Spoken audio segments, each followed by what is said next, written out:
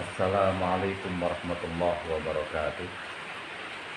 Bismillah, walhamdulillah, wassalatu wassalamu ala rasulillah wa ala alihi wa sahbihi wa mawala wa ba'da.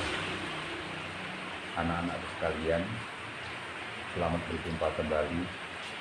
Kali ini materi pelajaran kita adalah akidah akhlak. Semoga ilmu yang kita dapat pada hari ini dapat bermanfaat di dunia wal akhirah. Selamat belajar. Bismillahirrahmanirrahim.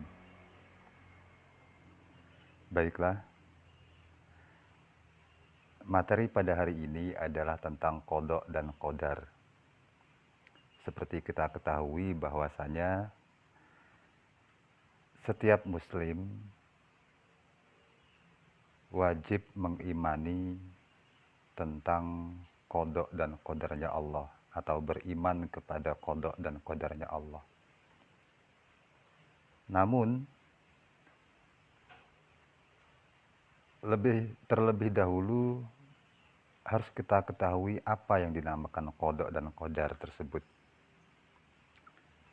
Anak-anakku sekalian, qada dan qadar itu terdiri dari dua kalimat, yakni kalimat qada dan kalimat qadar.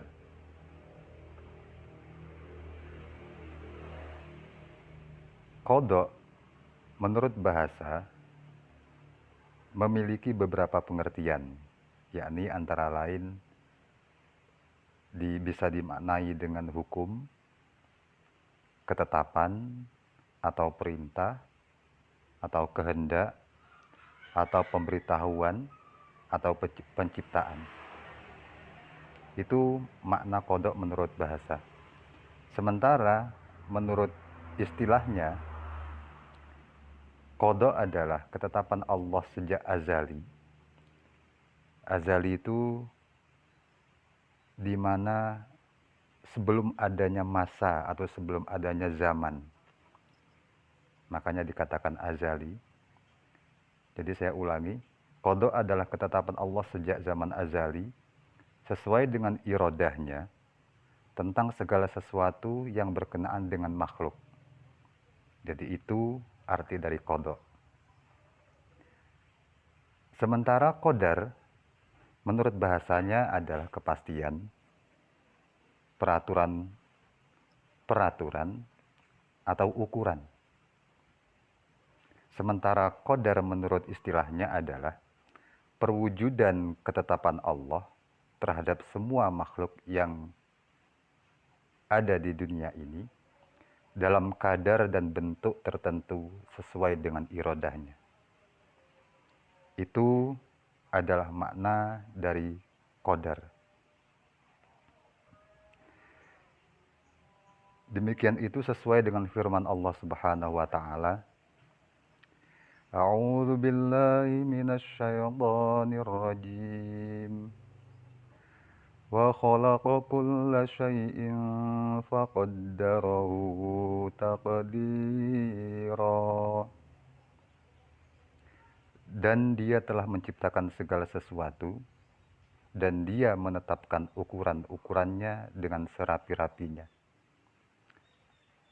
Al-Quran Surat Al-Furqan ayat 2. Anak-anakku sekalian, kemudian perpaduan atau gabungan antara qada dan qadar itu disebut takdir. Ingat, takdir adalah perpaduan atau penggabungan antara qada dan qadar. Takdir itu berlaku kepada semua makhluk hidup, baik untuk perkara yang telah terjadi, sedang terjadi, ataupun yang akan terjadi. Jadi untuk perkara yang telah terjadi, sedang terjadi, ataupun yang kelak akan terjadi. Itu namanya takdir.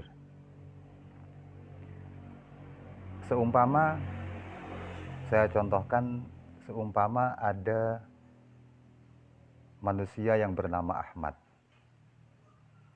Kemudian sebelum lahir, dia dikodokkan atau ditetapkan oleh Allah bahwa besok dia akan sekolah di madrasah sanawiyah. Nah, ketetapan Allah sebelum lahir itu dinamakan kodok. Paham ya? Kemudian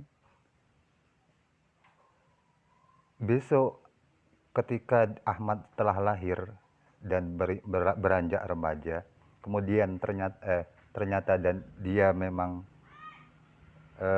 karena ketetapan Allah sekolah di sanawiyah, dia akhirnya sekolah di madrasah sanawiyah. Nah, perwujudan dari kodoknya Allah itu dinamakan qadar. Itu artinya bahwasanya kodok dan qadarnya Allah itu selalu berhubungan erat, tidak bisa dipisahkan. Selanjutnya, kita belajar tentang dalil-dalil yang menerangkan kodok dan qadarnya Allah. Allah Subhanahu wa Ta'ala berfirman yang ada di dalam Al-Quran, surat Ar-Ra'du ayat ke-11.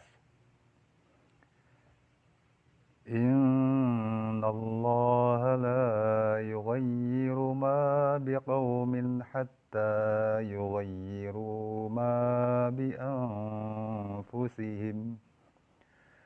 Wa idza arada Allah biqawmin su'an fala maradda lahu wa ma lahum min dunihi min wal. Artinya, sesungguhnya Allah tidak akan merubah keadaan suatu kaum sehingga mereka merubah keadaan mereka sendiri. Dan apabila Allah menghendaki keburukan terhadap suatu kaum, maka tak ada yang akan dapat menolaknya. Dan sekali-kali tak ada pelindung bagi mereka selain Dia. Anak-anakku sekalian, maksud ayat di atas adalah bahwa takdir manusia itu dapat diusahakan oleh manusia itu sendiri. Ingat, takdir manusia itu dapat diusahakan oleh manusia itu sendiri. Jadi Allah tidak akan merubah nasib suatu kaum jika kaum itu tidak berusaha untuk merubah nasib mereka sendiri.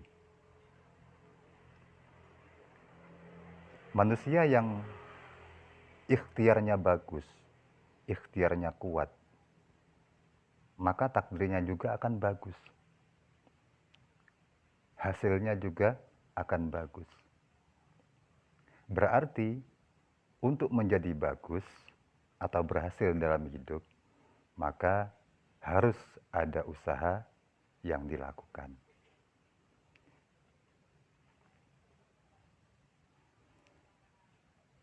Dan di bawah ini juga firman Allah yang masih menerangkan tentang dalil-dalil kodok dan qadarnya Allah. Untuk menyingkat durasi, langsung saja kita membahas tentang hubungan antara kodok dan qadar. Pada uraian tentang pengertian kodok dan qadar, telah dijelaskan bahwa antara kodok dan qadar selalu berhubungan erat. Karena kodok adalah ketentuan hukum atau rencana Allah sejak zaman azali, sementara qadar adalah perwujudan atau pelaksanaan ketentuan atau hukum Allah. Jadi hubungan antara kodok dan qadar itu ibarat rencana dan pelaksanaan. Itu ibaratnya. Di dalam surat Al-Hijr ayat ke-21 Allah Subhanahu wa Ta'ala berfirman, A'udzu billahi minasy syaithanir rajim. Wa in min syai'in illa 'indana khazainuh. Illa 'indana khazainuhu wa ma nunazziluhu إلا بقدر معلوم. Artinya, dan tidak ada sesuatu pun melainkan pada sisi kamilah hazanahnya. Dan kami tidak menurunkannya melainkan dengan ukuran yang tertentu. Anak-anakku sekalian, orang kadang-kadang menggunakan istilah qada dan qadar dengan satu istilah, yakni yang sering kita dengar dengan istilah takdir. Artinya, takdir itu adalah penggabungan antara qada dan qadar. Itu pula kenapa banyak orang yang mengatakan ketika ada yang terkena musibah, atau apapun yang terjadi pada orang lain atau dirinya sendiri, maka orang itu sering mengatakan dengan istilah sudah menjadi takdirnya. Artinya bahwa itu sudah menjadi qada dan qadarnya Allah Subhanahu wa taala. Demikian pelajaran pada hari ini. Semoga kalian dapat memahami dan dapat mengamalkan. Kurang lebihnya saya mohon maaf. Wal afu minkum. Wassalamualaikum warahmatullahi wabarakatuh.